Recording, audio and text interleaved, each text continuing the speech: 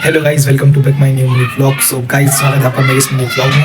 और आज का व्लॉग काफ़ी इंटरेस्टिंग होने वाला है। सबसे पहले आप मुझे कमेंट कर सकते हैं कि आपकी पढ़ाई कैसे चल रही है और आप लोग अपनी जे की प्रिपरेशन कैसे कर रहे हैं, कौन से बैच से पढ़ रहे हैं, कौन से प्लेटफॉर्म से पढ़ रहे हैं। आप कमेंट जरूर बताएं कमेंट में। सो तो मेनली दो क्वेश्चन काफ़ी टफ पूछे गए थे जे एडवांस 2016 में, जिसमें से मैंने एक क्वेश्चन लिख लिया जो कि रिंग वाला था। आपने देखा होगा क्वेश्चन में मैं थोड़ा सा दिमाग लगा पाया था। आपको दिखाऊंगा कि मैंने कहाँ तक दिमाग लगाया था। और बात ना, आपको क्वेश्चन स्क्रीन पर दिख रहा होगा, तो ये क्वेश्चन है जे एडवांस 2016 का रिंग वाला।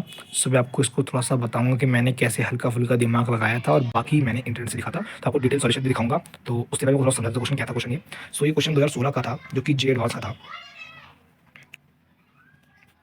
इस क्वेश्चन के अकॉर्डिंग तो ये क्वेश्चन पहले जान लीजिए कौन से चैप्टर से था और कौन सी क्लास से पूछा गया था। क्वेश्चन देख पा रहे हैं, ये मेरा क्वेश्चन है जो आप देख पा रहे हैं क्वेश्चन, ठीक है। ये क्वेश्चन है आप जे एडवांस 2016 का। अभी मल्टीपल चॉइस करेक्ट क्वेश्चन है, मतलब कि वन और मोर देन करेक्ट भी हो सकता है।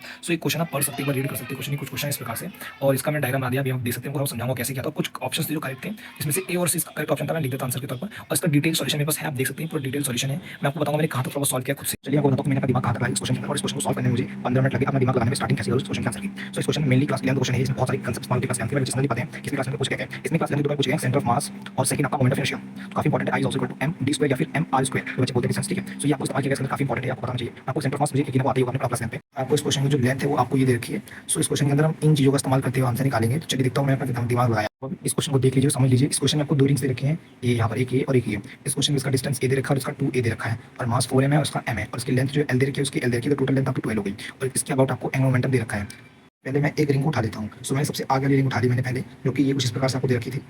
पहले मैंने एक डायग्राम बना लिया छोटे रिंग का। यहाँ पर इस क्वेश्चन के अंदर आपको l तो पता ही क्या दे रखा है, आपको l की वैल्यू गिवन है, और ये आपको डिस्टेंस दे रखा है, उसका मास m आपको दे रखा है। यहाँ पर आपको सरफेस पता है, ठीक है। मुझे ये निकालना नीचे सरफेस, बिकॉज क्योंकि आप देख सकते हैं कि ये आपस में परपेंडिकुलर है। आपस में परपेंडिकुलर आपने पढ़ा होगा क्लास 10 के अंदर, किसी भी जो सर्कल की टेंजेंट होती है वो परपेंडिकुलर होती है, आपने थ्योरम पढ़ी होगी।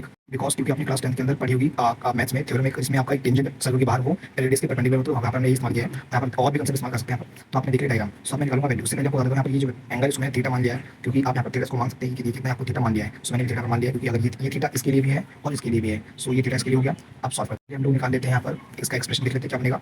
आपको इसका इस्तेमाल करेंगे, पाइथागोरस थ्योरम इस्तेमाल कर लेते हैं। देखते हैं H square is also equal to P square plus B square. Now start करते हैं कैसे पुट करेंगे वैल्यू। अगर ये आपको दे रखा है एंगल, तो उसके सामने वाला हाइपोटेनस होगा, जो कि मुझे वैल्यू निकालनी है। उसको निकालते कितना आएगा, लेट कर लेते हैं एक्स है। X is also equal to let X. Solve करने पर मेरा है एक्स की वैल्यू 5a आ गई। इसकी वैल्यू मुझे 5a मिल गई, 5a। अब मैं इसका इस्तेमाल करूंगा इस चीज़ के अंदर, बिकॉज आपको सेंटर ऑफ मास पता है, इसमें पढ़ा था कि x is also. So now मैंने इस क्वेश्चन के अंदर अपना इतना दिमाग लगाया था, और इसको ऐसे ही मैंने इसको किया था। अब आपको दिखाता हूँ total solution. That is the question total, जो कि काफी इंपॉर्टेंट क्वेश्चन है। आप देख लीजिए, इसका डिटेल सॉल्यूशन डालता हूँ। एक क्वेश्चन है और इसका ये डिटेल सॉल्यूशन आप देख सकते हैं।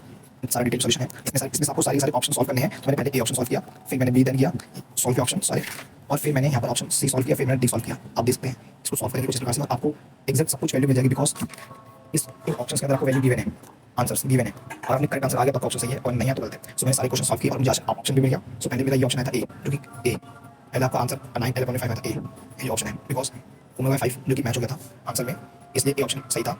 और बाकी बाय द वे सी में ये आंसर आया था, और ये सी में मैच भी हो गया, आंसर आप देख सकते हैं। ये सही था, तो ए और सी आपका सही आंसर था, जो कि सॉल्व कर दिया। कैसा लगा क्वेश्चन कमेंट में जरूर बताएं, और मैंने आपको आंसर दिखा दिया है। ये क्वेश्चन है, आप देख लीजिए। मिलते हैं नेक्स्ट व्लॉग में, तब तक बाय बाय।